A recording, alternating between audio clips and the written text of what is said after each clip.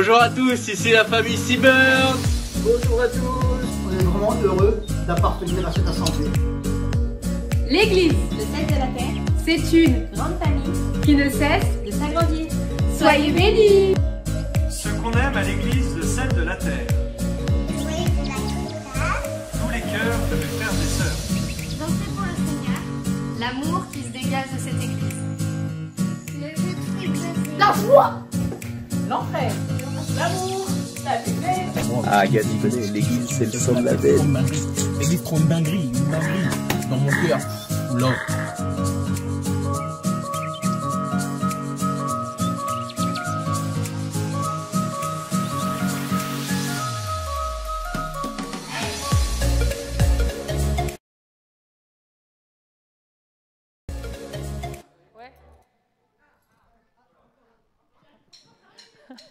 J'espère que vous allez bien. On l'a fait en 2 temps. C'est pas grave, c'est les joies du direct. Vous êtes là, fidèles au poste. Il est le même hier, aujourd'hui et éternellement. Ce que Dieu a promis, il l'accomplira. Ce que Dieu a commencé dans votre vie, il le terminera. Est-ce que tu es d'accord avec ça? Nous voulons le proclamer ce matin, Père. Quand tout te semble impossible, Dieu veut se manifester. Si tout s'écroule autour de toi, Jésus peut tout changer. Si tu as très peu dans tes mains, Dieu veut le multiplier. Cherche et tu le trouveras, frappe et il s'ouvrira, car il est le même. Oh, oh, hier, aujourd'hui et à jamais, il est le même. Oh, oh, hier, aujourd'hui et à jamais, il est le même. Oh, oh, hier, aujourd'hui et à jamais, il est le même. Hier, aujourd'hui et à jamais. Venons vers lui avec notre besoin ce matin. Viens vers lui avec ton besoin. Son désir c'est de combler. Dépose ton fardeau à ses pieds. Jésus peut le porter. Non, rien ne nous séparera de l'amour de Jésus-Christ. Cherche et tu le trouveras. Frappe et il s'ouvrira, car il est le même. Oh, oh, hier, aujourd'hui et à jamais, il est le même. Oh, oh, hier, aujourd'hui et à jamais, il est le même. Oh, oh, hier, aujourd'hui et à jamais, il est le même. Hier, aujourd'hui et à jamais. Venons vers lui avec notre besoin. Viens vers lui avec ton besoin. Son désir c'est te combler.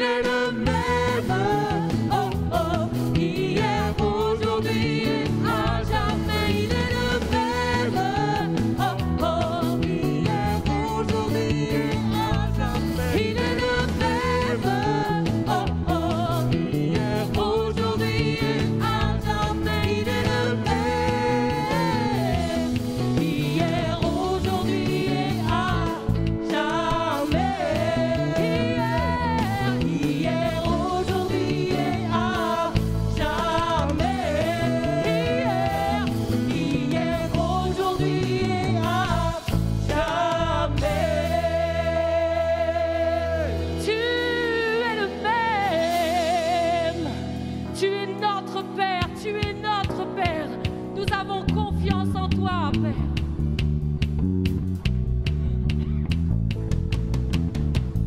Est-ce que vous êtes prêts à dire qu'il est notre papa? Yahweh prend soin de moi, il prend soin de toi.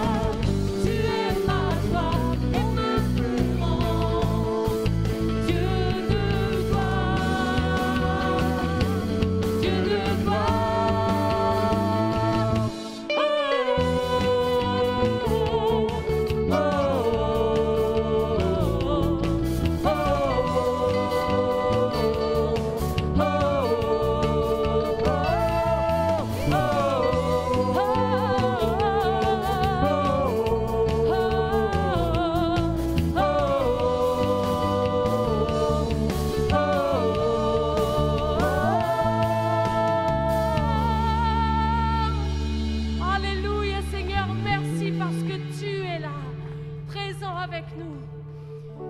Seigneur, c'est toi qui fais que toute chose renaît. Tu prends les cendres de nos vies, tu prends les ruines de nos vies et tu permets qu'elles renaissent. Comme Ézéchiel, nous voulons voir ces eaux et que ces eaux puissent reprendre vie.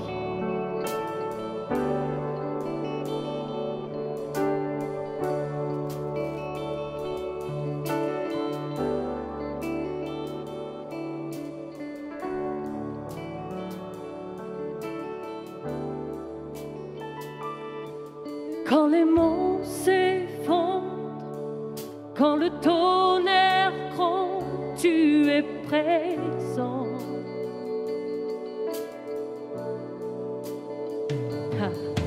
Quand la terre s'efface, mon âme dans ta grâce prend son essor.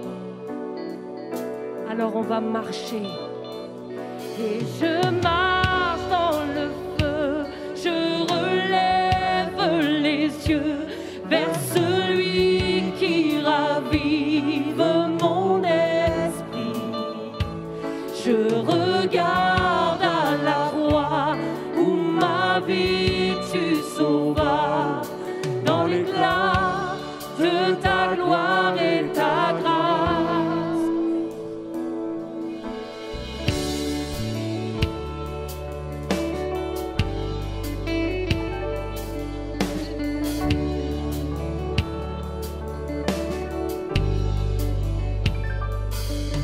Quand les monts s'effondrent, quand le tonnerre gronde, tu es présent.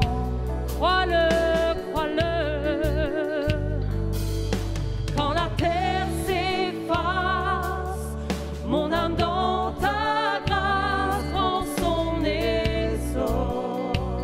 Et nous marchons dans ce feu, et je marche dans le feu, je relève les yeux vers celui qui ravit de nos esprits. Je regarde à la croix où ma vie tu sauvas, dans l'éclat de ta gloire et ta grâce. Alors que les ruines reprennent vie dans la beauté de ton nom, tu nous relèves des cendres. Dieu, tu règnes à jamais, et le refuge de mon âme est à l'ombre de tes ailes. Je t'aimerai à jamais, je chanterai toujours.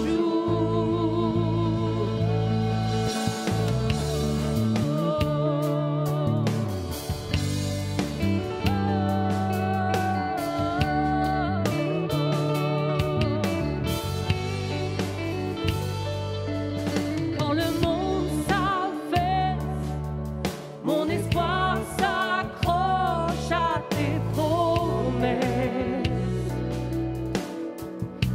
Tellement vrai, quand mon courage cède, mon cœur puise sa force dans ta présence.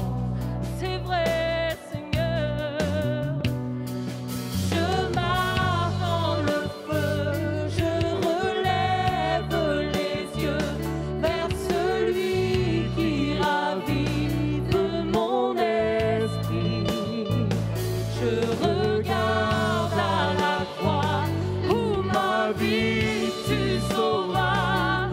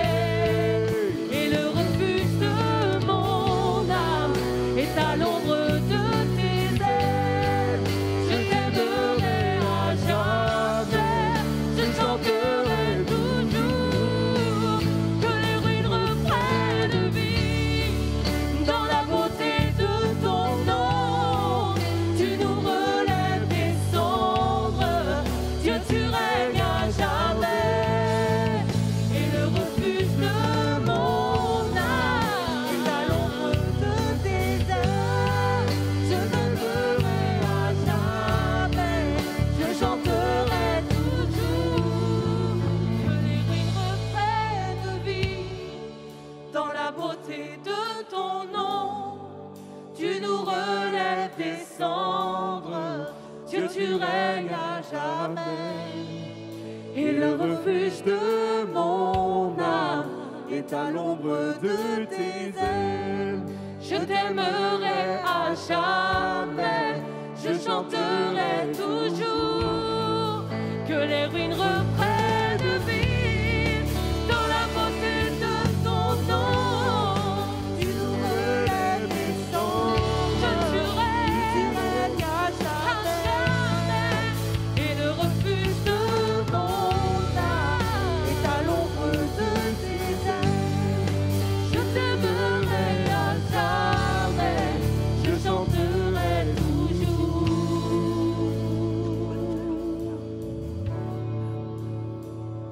Pour ta gloire, je chanterai toujours, disons-lui, pour ta gloire. Je chanterai toujours, quelles que soient mes situations. Je chanterai toujours, je louerai ton nom.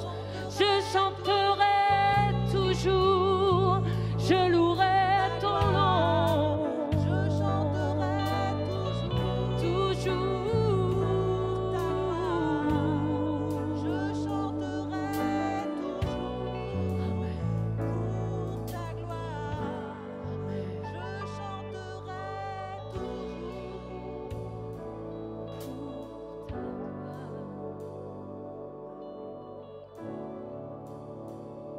Merci Jésus, parce que tu ne nous abandonnes pas.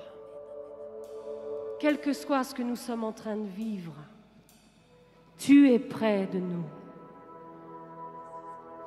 Toi peut-être qui es assis devant ta télé, qui écoute ce message, j'ai juste envie de te faire lever les yeux, ainsi que toi qui es présent ici dans ce lieu.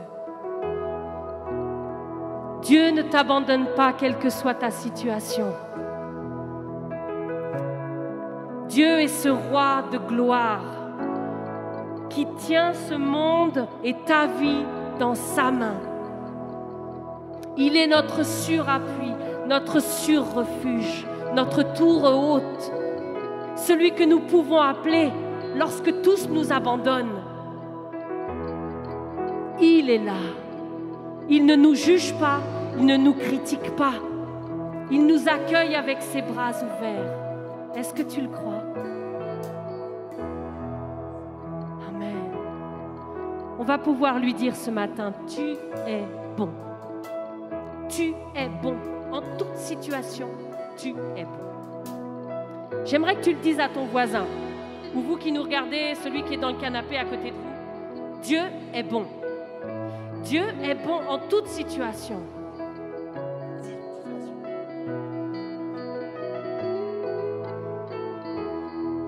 Que le roi de mon cœur soit la montagne où je cours, la fontaine où je bois, oh il est mon chant.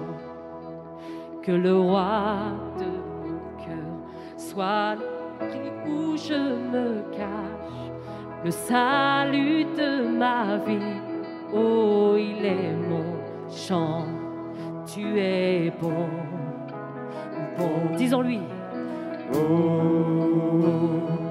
tu es bon, bon, oh, tu es bon, bon, oh, tu es bon, bon, oh. Que le roi de mon cœur soit la montagne où je cours, la fontaine où je bois, oh il est mon chant. Que le roi de mon cœur soit l'abri où je me cache, le salut de ma vie, oh il est mon chant. Tu es bon, tu es bon, tu es bon. Oh, tu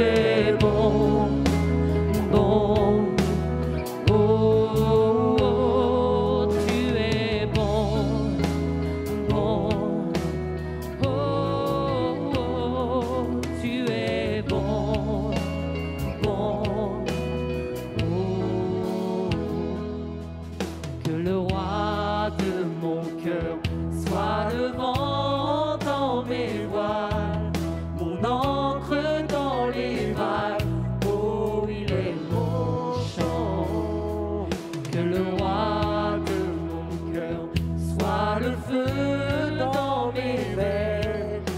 raison de ma vie.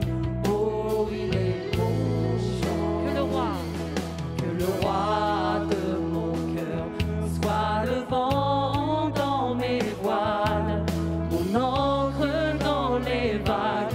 Oh, il est mon chant. Que le roi de mon cœur soit le feu dans mes veines, la raison de ma vie.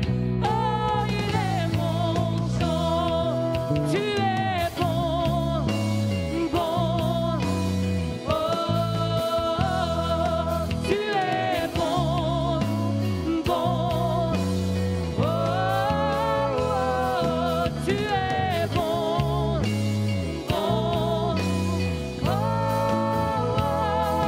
tu es bon, bon.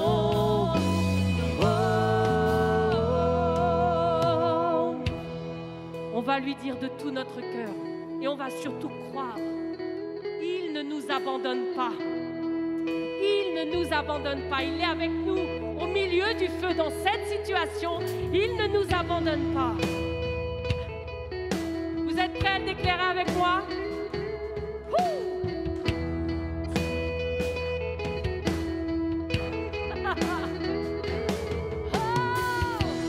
Tu ne m'abandonnes pas, ne m'abandonneras jamais. Tu ne m'abandonnes pas, ne m'abandonneras jamais. Tu ne m'abandonnes pas, ne m'abandonneras jamais. Tu ne m'abandonnes pas, ne m'abandonneras jamais. De tout notre cœur, tu ne m'abandonnes pas, ne m'abandonneras jamais. Tu ne m'abandonnes pas, ne m'abandonneras jamais. Non, non, non, non, non. Tu ne m'abandonnes pas, ne m'abandonneras jamais. Tu ne m'abandonnes pas, ne m'abandonneras jamais. Tu ne m'abandonnes pas, ne m'abandonneras jamais. Non, non, non, non, non. Tu ne m'abandonnes pas, ne m'abandonneras jamais. Tu es bon, hey. Oh, oh, oh, tu es bon, bon. Oh, oh, tu es bon, bon en tout temps. Oh, oh, tu es bon, bon. Oh,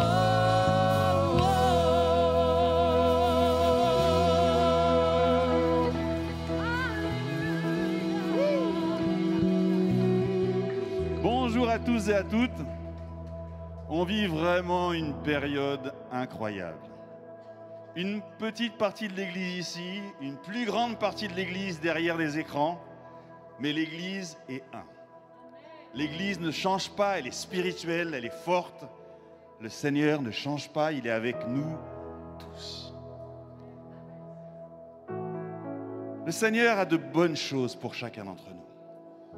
Quelquefois, sur le chemin de nos vies, il y a des difficultés, des choses qui ne sont pas agréables. Jésus a promis d'être là avec nous tous les jours.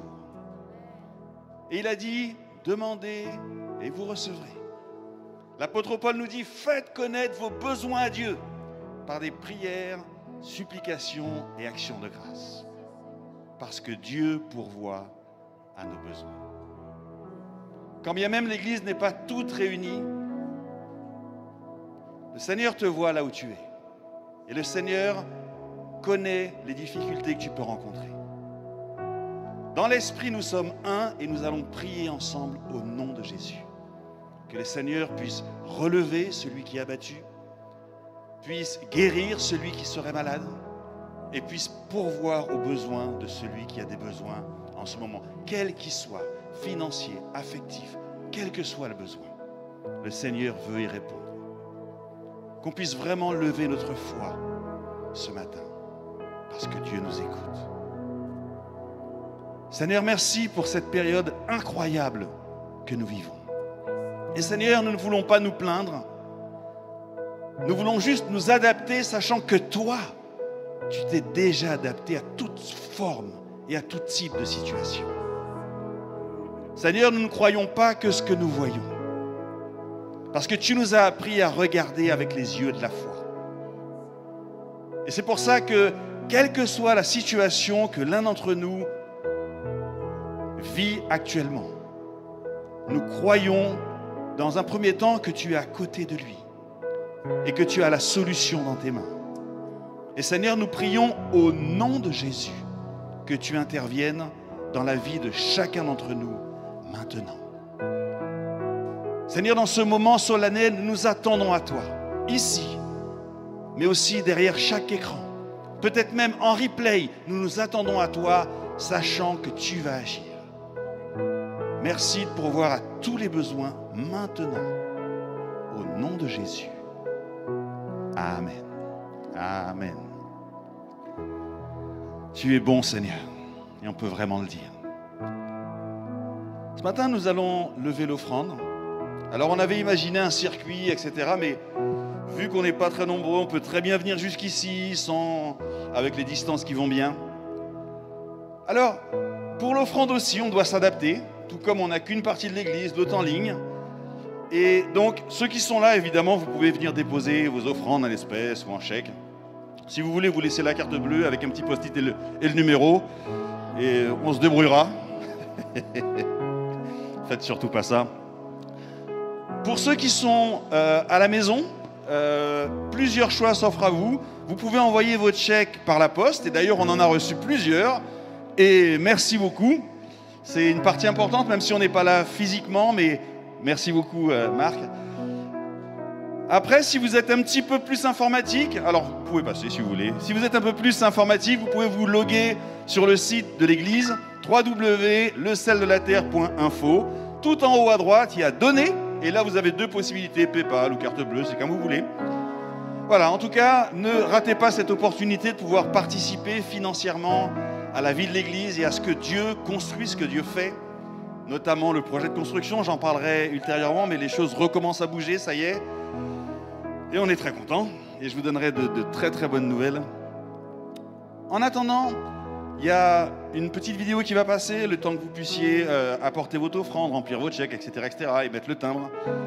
Et ensuite, on aura d'autres vidéos, il y en a quelques-unes, vous verrez, et ensuite c'est Gaëtan qui viendra apporter la parole. À tout à l'heure.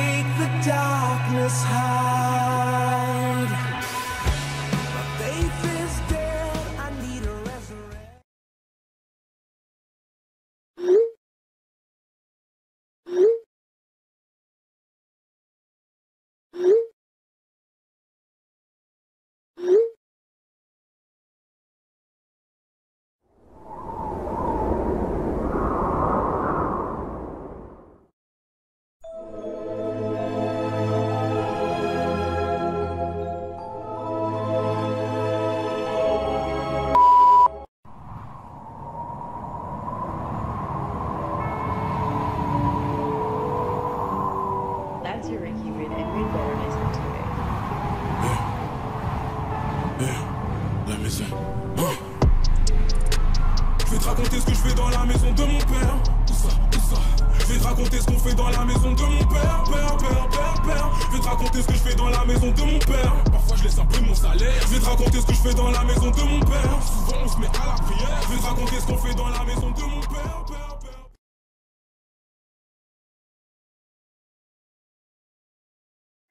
Bonjour à toutes, je voulais savoir, j'espère que vous allez bien déjà d'avant tout. Ce matin, j'avais à cœur de partager un moment avec vous sur l'amour de Dieu. J'ai relu dernièrement un livre que Catherine m'avait offert qui s'appelle « Son nom est amour » et dans lequel on parle de combien est précieux cet amour que Dieu a déversé dans nos vies au travers du Saint-Esprit. Parce que le même amour qui anime Dieu, c'est le même amour que nous avons en nous. Pourtant, c'est quelque chose que nous avons à notre disposition tout le temps et on a énormément de mal à l'utiliser parfois. Et du coup, ce matin, ce que j'avais envie de faire ressortir au travers de ce partage avec vous, c'est combien est précieux cet amour que nous avons à notre disposition. Cet amour a de nombreux attributs. On peut voir que c'est un amour qui pourvoit, qui restaure, qui guérit. C'est un amour qui est puissant, qui ne périt jamais. Cet amour se sacrifie, cet amour est bon, cet amour sert, c'est un amour qui est utilisé pour l'unité, qui est une cuirasse de protection, qui pleure avec nous, qui pardonne. C'est un amour qui lave les pieds, qui obéit, qui sauve, qui discipline. Toutes ces qualités, ça m'a interpellée quelque part parce que je me dis que chacun d'entre nous, nous pouvons utiliser une partie de cet amour pour pouvoir faire du bien aux autres. Et c'est ce que Dieu nous demande. C'est d'aimer. Dieu nous demande d'aimer. Le plus grand des commandements qu'il nous a fait, c'est de nous aimer les uns les autres. Et en relisant ce livre, au travers des pages, je me suis rendu compte quand même que on dit souvent qu'on aime, mais derrière cet amour, qu'est-ce qu'il y a exactement? Et vraiment ce matin, je voulais vous laisser cette pensée, même dans 1 Corinthiens 13, où ça parle vraiment de l'amour, de la mise en pratique, de ce que on doit éprouver. L'amour n'est pas envieux, l'amour ne cherche pas son intérêt. Donc vraiment, je vous invite à lire 1 Corinthiens 13 et de méditer dessus. Et vraiment de nous discipliner, de nous... comment expliquer ça correctement que je puisse comprendre, et de vraiment se décider à utiliser cet amour comme Dieu nous demande de le faire. Vraiment, je vous encourage, parce que moi ça m'a vraiment interpellée, et dans nos relations avec nos enfants, nos maris, nos collègues de travail, des fois c'est compliqué d'aimer, mais Dieu, lui, il n'a pas regardé au prix à payer pour nous. Il s'est sacrifié sur une croix, il est mort pour nous parce qu'il nous aimait. Et nous, il ne nous demande pas d'aller jusqu'à la mort. Il nous demande des fois juste de supporter quelqu'un. Des fois juste d'aller parler à quelqu'un auquel on n'a pas du tout envie. Mais au travers de notre douceur, de l'amour qu'on va porter à cette personne, on peut lui changer. On peut changer sa vie. On peut même l'emmener au salut pour les gens qui ne connaissent pas encore Dieu. Notre amour peut être quelque chose qui peut bouleverser une vie. Et vraiment, ce matin, je vous invite à méditer sur 1 Corinthiens 13 et à vraiment le mettre en pratique dans nos vies. Bonne journée à tous, à bientôt.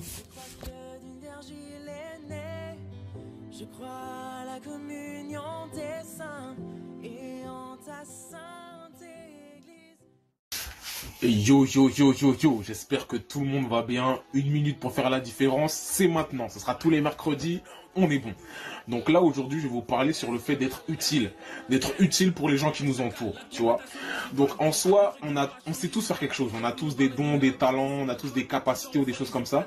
Mais là, je vais vraiment vous demander que vous vous positionnez sur comment je peux être utile aux gens qui sont autour de moi. Donc ma famille, mes amis, les gens de mon église, ou peu importe, même les gens à mon école, les gens à mon travail, comment je peux être utile. Donc en gros, le défi que je vais vous donner là, c'est vous devez réfléchir dans les jours à venir, peu importe, même peut-être pendant les vacances, ou pas, à partir de la rentrée, à partir de septembre, comment je peux être utile, comment je peux être utile autour de moi, ne serait-ce que peut-être un message ou vous mettre un rappel, il faut que j'envoie un message à telle personne, ou bah tiens, je vais faire ça, ça va bénir telle personne et tout, régulièrement. Mais vous devez réfléchir à comment je peux être utile et être une bénédiction pour les gens qui sont autour de moi. Ou peu importe si jamais c'est un don, si je fais de la musique, que la musique elle touche les gens, ou si jamais c'est des paroles, que si jamais je prêche, que ça touche les gens. Donc là, le défi que vous devez vous poser, c'est comment je peux être utile autour de moi. Autour de moi, les gens qui m'entourent, ma famille, mes amis. Comment je peux être utile? Ok, c'était ROD pour vous servir. Peace!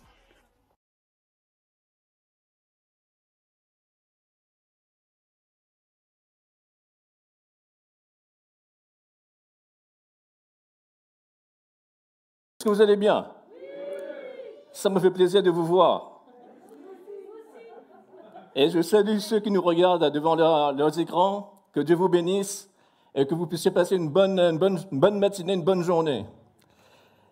Je vous invite qu'on puisse prier un petit peu ensemble. Ça fait longtemps qu'on n'a pas prié ensemble, qu'on puisse prier un peu ensemble. Seigneur, nous avons chanté « Tu es notre Père, tu es ma sécurité, Seigneur ». Nous voulons, Seigneur, méditer dessus. Tu es notre sécurité. Seigneur, quand toutes les choses dans notre vie vont mal, nous savons que nous pouvons nous abandonner entre tes mains. Nous savons, Seigneur, que tu es là et nous pouvons compter sur ta grâce. Nous pouvons compter sur ta bonté parce que tu es un Dieu qui est bon. Seigneur, je prie que ce matin, vraiment que tu puisses parler à chacun d'entre nous, Seigneur. Que nos cœurs soient ouverts à toi et qu'on puisse te dire, Seigneur, parle, ton serviteur, ta servante, écoute. Et je te loue parce que tu fais de nous, Seigneur, des guerriers de l'Éternel des armées. Et nous sommes là, Seigneur, pour vraiment marcher à ta suite et faire ta volonté. Sois loué, Seigneur, et sois béni. Dans le nom de Jésus, Amen. Alors, ce matin, j'ai un message que j'avais à cœur. Ça peut surprendre quelques-uns d'entre vous. C'est que Jésus renverse les murs de la discrimination. Jésus renverse les murs de la discrimination. Vous savez, dans la société juive, à l'époque de Jésus, les arbres généalogiques étaient assez courants. Ce n'était pas rare. C'est pourquoi, quand vous lisez l'évangile de Matthieu, vous voyez que Matthieu commence son évangile en donnant l'arbre généalogique de Jésus. Mais ce qui est rare dans les arbres généalogiques de Matthieu, c'est sa structure. Dans les arbres généalogiques des Juifs normaux, il n'y a pas les noms des femmes. Normal à l'époque. Je dis bien à l'époque, parce que quelqu'un peut être en colère ici. À l'époque, les femmes étaient au plus bas de l'échelle sociale. Alors, les Juifs qui se respectent, elles se lèveront le matin pour remercier Dieu et ils diront à Dieu, « Je te remercie que je sois un homme et non pas une femme ou un esclave. » Ça, c'était la mentalité juive. Mais quand on regarde l'arbre généalogique de Matthieu, on voit qu'il a mis le nom de 4 femmes en dehors de Marie, qui était la mère de Jésus, dans cet arbre. Alors nous pourrions pardonner Matthieu en disant, oui, mais ces 4 femmes, ils avaient une vie au-dessus des autres. Mais ce n'était pas le cas. Ce n'était pas le cas. Ils avaient une vie, un statut social en dessous des femmes ordinaires. Alors, je ne sais pas si vous avez déjà passé en revue l'arbre généalogique de Jésus dans l'évangile de Matthieu. Premièrement, il y a Tamar. Tamar avait eu une relation avec son beau-père. Elle avait eu un enfant. Rahab était une prostituée. Et il y a eu aussi Bathsheba. Bathsheba, elle était victime de sa beauté. Et elle a été prise de force par David. Il y a une 4e femme qui s'appelle Ruth. Elle était une étrangère. Alors, on peut se poser la question, mais pourquoi Matthieu a inclus les noms des 4 femmes dans l'arbre généalogique de Jésus? On peut se poser cette question. Quel message Matthieu voulait laisser à ses lecteurs? Moi, je pense que quand on regarde la vie de Jésus, quand on regarde la vie de Jésus, le message est clair. Toute sa vie, Jésus a fait tomber les murs de discrimination entre les hommes et les femmes, entre les riches et les pauvres, entre les différentes communautés, surtout entre les Juifs et les Samaritains. Dans l'arbre généalogique de Jésus, il n'y a pas de discriminé. On trouve ces 4 femmes, on leur place pleinement dans cet arbre. Et pour vous dire, il y avait toujours eu une place spéciale dans le cœur de Jésus pour ceux qui sont défavorisés. Amen. Est-ce que tu te souviens de cette femme que les Juifs avaient emmenée à Jésus parce qu'elle a été surprise en flagrant délit d'adultère? Et les Juifs voulaient que Jésus soit d'accord avec eux pour lapider cette femme. Mais Jésus n'a pas accusé. Jésus n'a pas accusé. Il a dit à cette femme, va, et ne pêche plus. Amen. Avec Jésus, les murs de la discrimination est renversé. Mais de nos jours, il est regrettable de voir que dans notre civilisation, la discrimination, elle est toujours là. Elle est toujours là. On n'a pas pu éradiquer ce mal qui ronge la société. On dit, vous connaissez Gandhi. Vous avez entendu parler de Gandhi. On raconte l'histoire de Gandhi. Une fois, il a lu les évangiles. Et il était vraiment, vraiment impressionné par le sermon sur la montagne. Et il s'est dit dans son cœur, il était en Afrique du Sud, il a dit dans son cœur, je vais aller à l'église. Je vais aller voir comment les chrétiens vivent leur foi. Alors, il est parti à l'église. Et à peine qu'il a mis les pieds à l'entrée de l'église, on lui a dit, hop, vous n'entrez pas, monsieur. Ici, c'est l'église pour les Blancs. Si vous voulez aller à l'église, allez à l'autre bout de la rue. Là-bas, c'est l'église pour les Noirs. Ce n'est pas la peine de vous dire qu'il n'a jamais voulu après aller à l'église. Il n'a jamais voulu comprendre pourquoi les chrétiens vivent cette différence.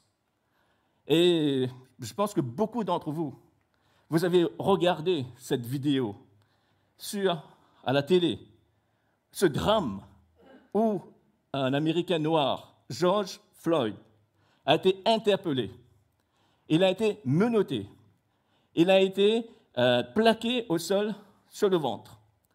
Et il demandait à ce policier, laisse-moi respirer, laisse-moi respirer.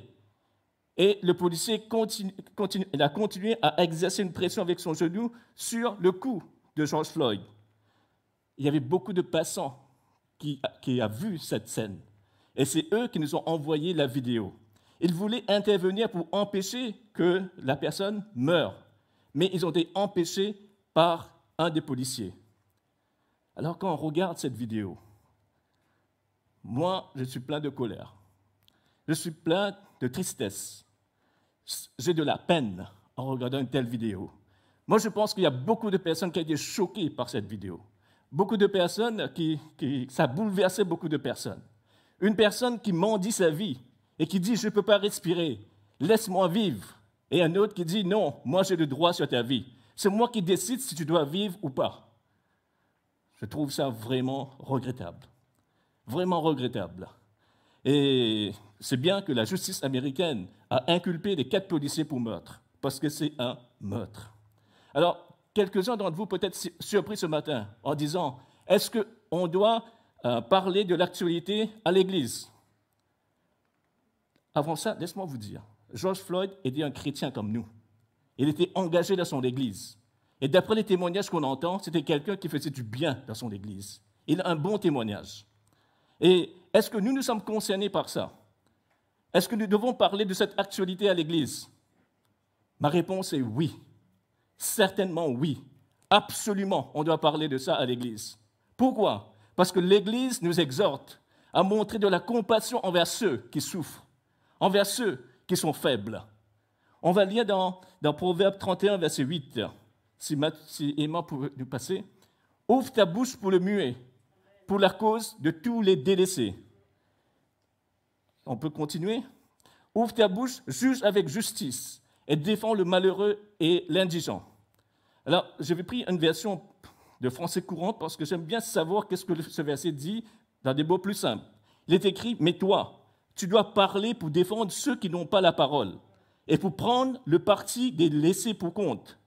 Parle en leur faveur, gouverne avec justice défend la cause des pauvres et des malheureux.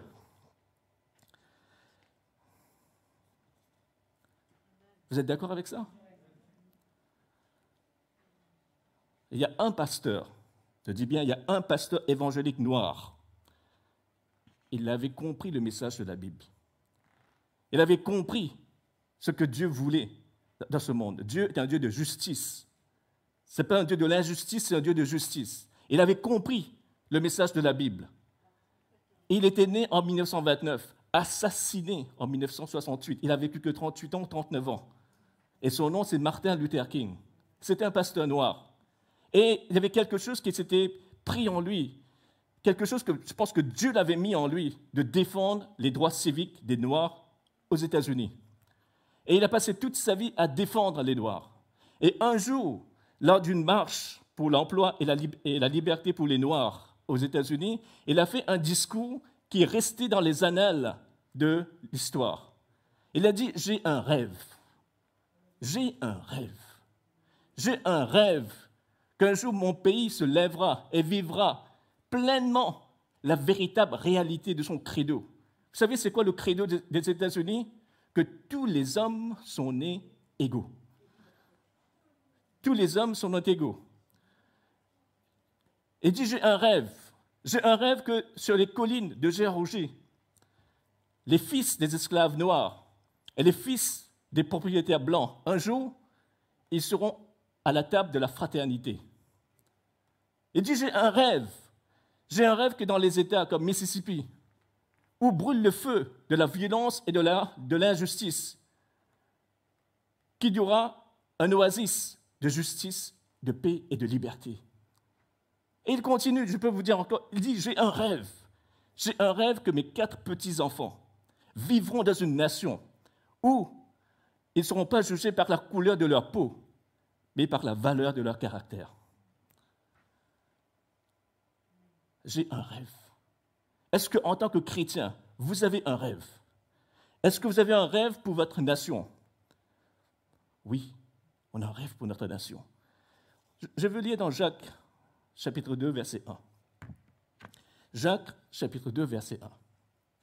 Mes frères, que votre foi en notre glorieux Seigneur Jésus-Christ soit exempte de toute acception de personne.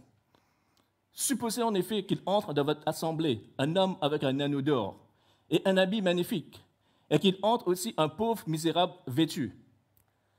Si, tournant vos regards vers celui qui porte l'habit magnifique, vous lui dites, « Toi, assieds-toi à cette place d'honneur. » Et si vous dites au pauvre, « Toi, tiens-toi là debout, ou bien assieds-toi au-dessus de mon marchepied. » Ne faites-vous pas en vous-même une distinction et ne jugez-vous pas sous l'inspiration des pensées mauvaises? On va s'arrêter là.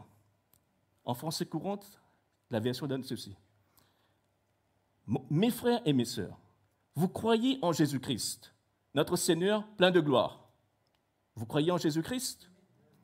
Alors ne faites pas de différence entre les gens. Je pense que c'est beaucoup plus clair. Ne faites pas de différence entre les gens. Mes frères, gardez-vous de toute forme de favoritisme. C'est incompatible avec la foi en notre glorieux Seigneur Jésus-Christ. Cette version, ça me parle plus. Ne faites pas de différence entre les gens. Notre Dieu est un Dieu de justice. Et il nous demande de marcher dans la justice. Est-ce que vous vous souvenez de la parabole du bon samaritain? On a parlé plusieurs fois de cette parabole ici à l'église. Pour vous résumer, je vais vous résumer cette parabole. Jésus est interpellé par un homme de la loi. Et cet homme de la loi lui dit, quel est le plus grand commandement de la loi? Et Jésus lui dit, qu'est-ce que tu lis? Alors il dit, tu aimeras le Seigneur ton Dieu de tout ton cœur, de toute ton âme et de toute ta force. Et tu aimeras ton prochain comme toi-même. Et la Bible nous dit qu'il voulait se justifier en demandant, mais qui est mon prochain? Qui est mon prochain? Il voulait choisir qui il va aimer. Il voulait choisir qui il va respecter. Il voulait choisir qui il va honorer. Il voulait choisir qui il va discriminer. Il voulait choisir pour qui il aura plus d'amour. Alors Jésus lui raconte cette parabole. Je vais résumer cette parabole rapidement. Il y a un voyageur qui est en route de Jérusalem à Jéricho. Et sur la route, ce voyageur est attaqué par des bandits, battu et laissé pour mort au bord de la route. Un sacrificateur et un lévite qui passaient sur ce chemin, ils l'ont vu, mais ils n'ont pas levé le petit doigt pour l'aider. Alors un Samaritain qui passait par ce chemin a vu cet homme. Il a eu de la compassion pour lui. Alors, il a donné de son temps. Il lui a prodigué des soins. Et il a donné de l'argent pour qu'il soit rétabli. Ça, c'était la parabole du bon Samaritain. Maintenant, je veux voir le fond de cette parabole. Qu'est-ce que cette parabole nous dit? Moi, je pense que cet homme, ce voyageur, il a été guéri. Avec tous les soins qu'on lui a donnés, avec tout le temps qu'on lui a dit, il a été guéri. Je peux aussi croire, la Bible ne nous dit pas, ce voyageur, c'était qui? Ne dit pas si c'était un juif ou pas un juif. Mais moi, je veux bien croire que ce voyageur, c'était un juif. Ça, c'est moi qui crois que c'est un juif, parce que Jésus a toujours aimé mettre les juifs en confrontation avec les Samaritains. Maintenant, quel effet ça lui fera s'il était juif, de savoir que deux représentants de l'Église, un sacrificateur et un lévite, ils sont passés par le même chemin que lui, et ils l'ont vu vraiment au bord, il était mourant, ils n'ont pas levé le petit doigt pour l'aider. Quel effet ça lui fera? De savoir qu'ils partagent les mêmes croyances que lui, et ils n'ont pas aidé. Moi, je pense qu'après cette expérience, le voyageur aura une vision différente du Samaritain. Il aura une attitude beaucoup plus douce, beaucoup plus gentille avec le Samaritain. Est-ce que vous croyez ça?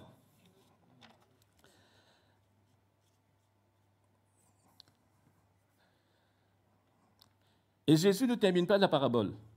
Il ne termine pas la parabole, il dit au maître de la loi, d'après toi, qui des trois est le prochain de ce voyageur? Et ce matin, encore le Seigneur te pose la question à toi, qui est assis, à toi qui es devant ta télé, qui est ton prochain? Qui est ton prochain? Comment pouvons-nous, même parmi les chrétiens, avoir des préjugés sur une autre personne parce qu'il est différent de nous?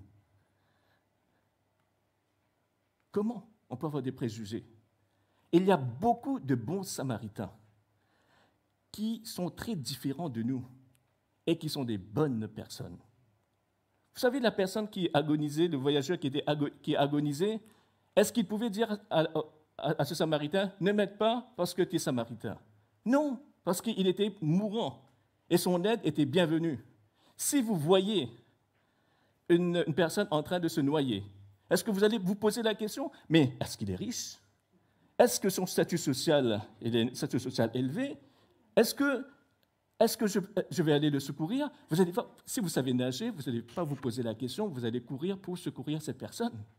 Si vous voyez un petit enfant sur la rue, perdu, vous n'allez pas l'abandonner. Vous allez le prendre par la main, le ramener à ses parents ou à la police. La couleur de notre peau, le communautarisme, les statuts sociaux, les classes sociales, ça ne compte vraiment pas lorsqu'il s'agit des relations humaines élémentaires. Ce qui compte, c'est la façon dont on pense, dont on traite les gens. Alors, moi je voudrais dire, ne repoussons pas les gens. Ne haïssons pas les gens. Ne méprisons pas les gens. N'excluons pas les gens parce qu'ils sont différents de nous. Si je suis noir, je sais qu'il y a beaucoup de blancs qui sont des bons Samaritains. Si vous êtes blanc, il y a beaucoup de noirs qui sont des bons Samaritains. Si je suis chrétien, il y a beaucoup de musulmans, il y a beaucoup de bouddhistes, il y a beaucoup d'athées qui sont des bons Samaritains.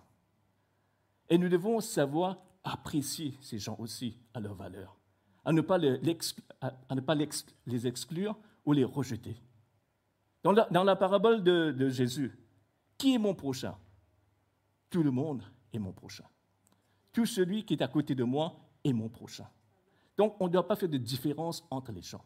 Et en tant que chrétiens, nous devons vraiment faire attention à ne pas rejeter ou juger les gens. Dieu ne juge pas. Dieu ne juge jamais personne. Mais Dieu, il accueille la personne. Je vais lire dans Deutéronome 10, versets 17 à 19 pour conclure. Car l'Éternel, votre Dieu, est le Dieu des dieux, le Seigneur des seigneurs, le Dieu grand, fort et terrible, qui ne fait point exception de personne et qui ne reçoit point de présent. Il fait droit à l'orphelin et à la veuve, qui aime l'étranger et lui donne de la nourriture et des vêtements. Notre Dieu, dans l'époque où ça a été écrit, il aime les veuves, les orphelins, les étrangers, ceux qui sont rejetés par la population. Et le Seigneur nous demande de les accueillir. Pour conclure, je vais vous dire, quand nous sommes en Christ, nous chrétiens, nous sommes en Christ, nous devons dépasser ce stade de communautarisme, de classe sociale, de couleur de peau, de statut social.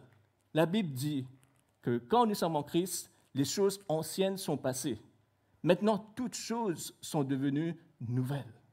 Nous sommes une nouvelle créature en Christ. Celui qui marche dans la discrimination, qui juge son prochain, qui fait des clichés sur l'autre, il érige des murs. Vous savez, la discrimination, ça privilégie une portion de la population. Ça érige des murs. Ça divise les gens. Mais ce que le Seigneur nous demande, tu aimeras ton prochain comme toi-même. Au lieu d'ériger des murs, nous devons bâtir des ponts envers les autres. Nous devons bâtir des ponts envers les autres. Le Seigneur nous demande d'avoir un cœur d'enfant. Si vous prenez un enfant dans une aire de jeu, vous voyez qu'il va se mélanger rapidement avec les autres, il va jouer. Il ne va pas juger. Mais vite, il va faire des amis. Quand on avait emmené un enfant à Jésus, il avait dit « Laissez-moi venir des enfants parce que le royaume de Dieu les appartient, leur ressemble. » Nous devons avoir un cœur d'enfant. Un cœur d'enfant, c'est quelqu'un qui est libre dans sa relation, qui ne juge pas. Amen. Je vais prier avec vous. Seigneur, nous avons vu, Seigneur, ce qui s'est passé ces derniers temps, il y a 3 semaines. Mais Seigneur, nous voulons être des enfants de Dieu. Nous sommes des enfants de Dieu.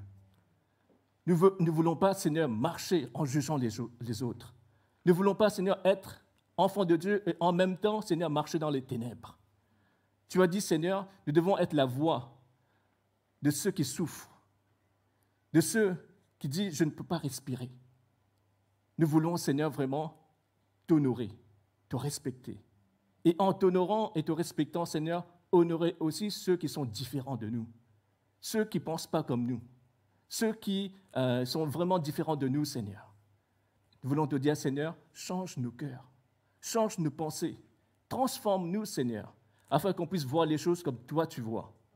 Tu dis, Seigneur, dans ta parole, que tu aimes les étrangers, que tu aimes les veuves, tu aimes les orphelins, ceux qui sont rejetés par la société. Et nous voulons vraiment, Seigneur, être dedans.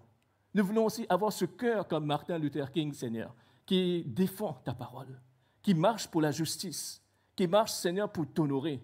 Parce que nous voulons, Seigneur, vraiment que ton nom soit élevé, que ton nom soit glorifié, Seigneur.